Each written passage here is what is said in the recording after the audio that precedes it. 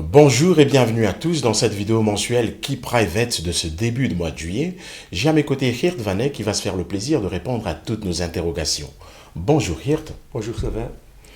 La forte hausse de l'inflation conduit à un resserrement de la politique monétaire aux États-Unis. Certains investisseurs craignent que cela puisse déclencher une récession. Le comité d'investissement ne partage par contre pas cet avis. Alors Geert, voudrais-tu nous expliquer pourquoi ?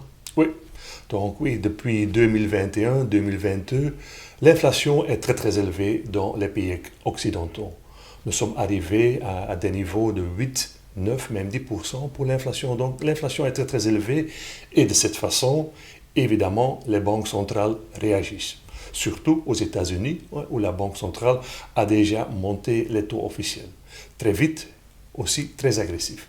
Et de cette façon, il y a beaucoup d'investisseurs qui pensent quand même, oui, si les banques centrales réagissent trop agressif, on risque d'avoir une récession. Bon, je pense qu'il y a maintenant quand même des bonnes nouvelles qui arrivent des marchés des matières premières. Parce qu'après les actions et les obligations, on a maintenant aussi une correction sur les marchés des matières premières. Et de cette façon, le comité d'investissement de Key Private est d'avis que la baisse des matières premières peut aussi abaisser un peu les attentes pour l'inflation pour les investisseurs. Et quand l'inflation arrive à un plafond, les banques centrales ne doivent pas réagir encore trop agressifs ou vont monter les taux officiels à des niveaux qui risquent d'avoir une récession. Donc voilà, je pense, quelques bonnes nouvelles pour les investisseurs. Une baisse des prix des matières premières peut aussi réduire les attentes pour l'inflation. Merci Geert pour toutes tes explications. Comme vous l'avez certainement constaté, la dernière correction sur les marchés boursiers a créé un sentiment très pessimiste. Geert, est-ce là un signal d'achat ? Sylvain, on verra dans les mois qui arrivent, mais en général, je pense que quand le pessimisme est très élevé, cela va créer des opportunités pour les investisseurs en action. Qu'est-ce qu'on voit sur le graphique ici? En haut, on a l'évolution du S&P 500 depuis les années 90. Donc, le S&P 500 est l'indice de référence pour les investissements en actions américaines. En vert, on a le nombre des optimistes pour la bourse. Donc, ceux qui pensent que la bourse va monter ou va connaître une hausse dans les mois qui arrivent. Et finalement, en bas, en rouge, on a le nombre des pessimistes, donc ceux qui pensent que oui, les bourses vont encore perdre. Qu'est-ce qu'on constate aujourd'hui? En rouge, on voit que le pessimisme aujourd'hui est très élevé. Et d'un point de vue historique, nous avons atteint des niveaux de mi-2008, début 2009. Et vous le savez, en 2009, la correction était terminée et on a connu un marché haussier. Donc voilà, pour le comité d'investissement, le pessimisme qui est aujourd'hui très élevé, et d'ailleurs le nombre d'optimistes est très bas. Donc aujourd'hui, un pessimisme élevé, et pour le comité d'investissement, c'est un signal que nous nous attendons à un rebond des marchés, des actions. Donc on a quand même ici un indicateur qui nous dit, ou qui nous donne un peu d'avis, d'être un peu positif pour l'été 2022. Donc voilà, je pense, deux arguments pour s'attendre à un rebond des marchés boursiers, parce que d'abord, les prix des marchés des matières premières se trouvent aussi dans une correction et cela va un peu réduire les attentes pour l'inflation. Et deuxièmement, on a vu que le pessimisme aujourd'hui est très élevé et quand on regarde l'historique des marchés, quand le pessimisme est très élevé, il y a des opportunités pour les investisseurs en action. Sylvain. Nous voilà arrivés à la question relative au rendement. Alors Geert, nous allons t'inviter à nous donner un aperçu des rendements du mois de juin, mais également nous donner l'information sur la composition de nos portefeuilles Key Private.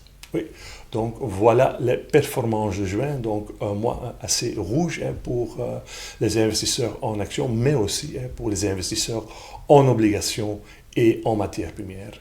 Donc voilà, vous le constatez, le MSCI Europe a perdu presque 8%, presque 6,5% pour le MSCI World et aussi l'indice pour les pays émergents était aussi négatif, moins 4,25%. Donc il va de soi que nos rendements nets sont aussi en négatif pour le mois de juin.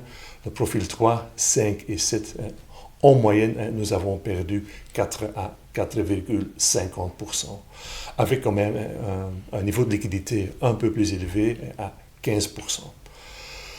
Voilà les décisions du comité d'investissement. Bon, rien ne change dans les compositions actuelles de nos portefeuilles. Donc le profil 3, le profil 5 et le profil 7, rien ne change. Donc le niveau de liquidité reste à 15%. Pour la partie action, on conserve les positions MSCI World et MSCI Europe. Et pour la partie obligations, on reste avec les obligations des pays émergents et on a aussi un premier investissement dans le prix de l'or. Les membres du comité d'investissement pensent que nous sommes un peu à un carrefour et je l'ai déjà expliqué. Le pessimisme est élevé, correction sur les marchés des matières premières.